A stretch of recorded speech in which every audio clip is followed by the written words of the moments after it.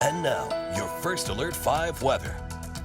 Hey there, everybody. I was out doing a little bit of last minute Christmas shopping before I came on in for the family, actually. We're going back home next week for the season, and it's busy out there, and it was pretty chilly. So if you're kind of like me and wanted to try to get a couple last minute stuff out there, grab the heavy coats, and by the way, prepare for some crowded stores. I was not the only one, we'll say that. 38 degrees, and we've got the sun climbing on down over Pikes Peak, just on the other side of the mountains there on the south end of the range, and it looks very pretty out there. I love that silhouette you get of the triangular shape of the mountain as we go into the sunset. In Pueblo, nobody at the Riverwalk right now, but that's okay. It will be a nice night to take some sort of quick afternoon jog or evening jog, but it is cold, so again, you do want some of those cold gloves on if you're going to be doing a late night run or something like that. Or let's say you want to get out to the movies. I know Spider-Man, the big movie this weekend. It's going to be chilly if you've got a ticket for it, that is, because I know it's pretty packed in those theaters.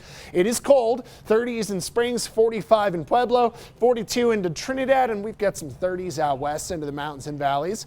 Now in your hour by hour forecast, our numbers are going to go from the 30s around 6 o'clock, which we're pretty close to 31 now. Pueblo, we'd be about 34. And yes, down towards the single digits into tomorrow morning. I think Saturday morning, we are looking at a pretty chilly day. Now, we actually had some snow out there over the western and central mountains, and a little bit later into our evening here, I'll try to look up what some snow totals were. I think Steamboat probably ended up with close to about 2, maybe 3 inches on top, but I don't think there was that much more snow coming, and I don't see any snow until next week on Thursday. So Wednesday night, a system over California is going to move through Utah and try to bring western Colorado some snow on Thursday. So if you've got some early Christmas travel going on Thursday, don't worry, there's just not that much moisture out there, and the bulk of what we see is likely going to stay west out towards the western slope. To me, it looks pretty dry along I-25 next Thursday, and our models do back that up. I ran the model out from Thursday morning through the end of the day, and our blended snow product is saying there won't be anything on I-25, but we could be looking at anything from about a ½ inch to an inch or so up into some of those mountain zones, maybe towards Gunnison and Crested Butte and out in the Steamboat area. So again, there is not much moisture coming through the next 7 days, because that's all the way out towards Thursday. We're looking for a little snow.